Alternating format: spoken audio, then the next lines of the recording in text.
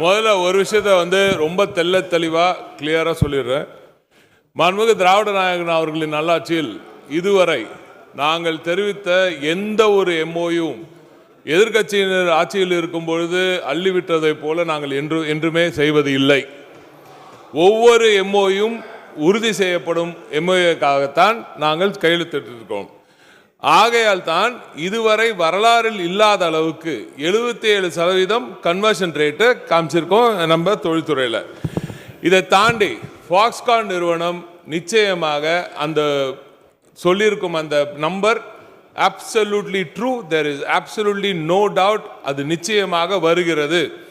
Foxconn நிறுவனம் பல நிறுவனங்களாக இருக்கிறது. ஃபாக்ஸ்கான் ஒரு நிறுவனம் கிடையாது, பல நிறுவனங்கள் இருக்குது. அதில் பல விஷயங்களை தயாரிக்கிறாங்க அவங்க. நீங்கள் ஒவ்வொரு ரிப்போர்ட்டர் யார்கிட்ட போய் மயங்கி நிட்டுறாங்களோ அவங்க ஒரு விதமாக சொல்லுவாங்க. இப்போ அவங்க போய் கேட்டிருக்கிறது ஒரு முக்கியமான ஒரு அமெரிக்க நிறுவனம். அதை பற்றி நம்ம சொல்லக்கூடாது, ஏன்னு நான் சொல்கிறேன். அந்த நிறுவனத்தோட கேட்டிருக்காங்க. அவங்க எங்களுது இல்லை அப்படின்னு அவங்க சொல்கிறாங்க. இதுதான் நடந்திருக்கிறது. இதை தாண்டி இதுவரை வரலாற்றில் இல்லாத அளவிற்கு 14,000 இன்ஜினியரிங் ஜாப்ஸ் வந்திருக்கிறது திராவிட நாயகன் அவர்களின் இந்த திராவிட மாடல் ஆட்சியில் தான். ஆனால் மாண்புமிகு திராவிட நாயகன் அவர்களின் ஆட்சியில் சொல்லியிருக்கும் இந்த முதலீடு நிச்சயமாக வரத்தான் போகிறது. அதில் எந்த சந்தேகமும் இல்லை. கூகுள் எப்படி யுஎஸ் நிறுவனம் தானே, அவன் எப்படி அறிவிக்கிறான் அப்படின்னு நீங்கள் கேட்கலாம். ஏன்னா கூகுள் சைனாவில் இல்லை, சரிங்களா?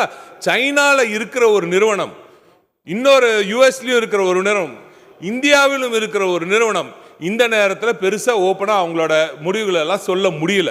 இதை மக்களாக இந்தியர்களாக நாம் புரிந்து கொள்ள வேண்டும். ஒரு முதலீடு இங்கே வரும்பொழுது இதையெல்லாம் ஜியோ பொலிட்டிக்கல் ரீசனாக புரிஞ்சுக்கணும். அவன் ஏன் இல்லைன்னு சொன்னான்? No new investment have been announce தான் சொன்னானே தவிர இன்வெஸ்ட்மெண்ட்டே வரலன்னு சொல்லவே இல்லை.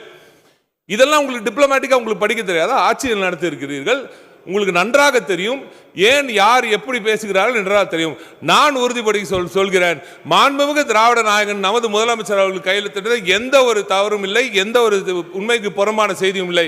நிச்சயமாக 14,000 இன்ஜினியருக்கு நம்ம தமிழ்நாட்டில் வேலை வாய்ப்பு உறுதி, 15,000 கோடி உறுதி.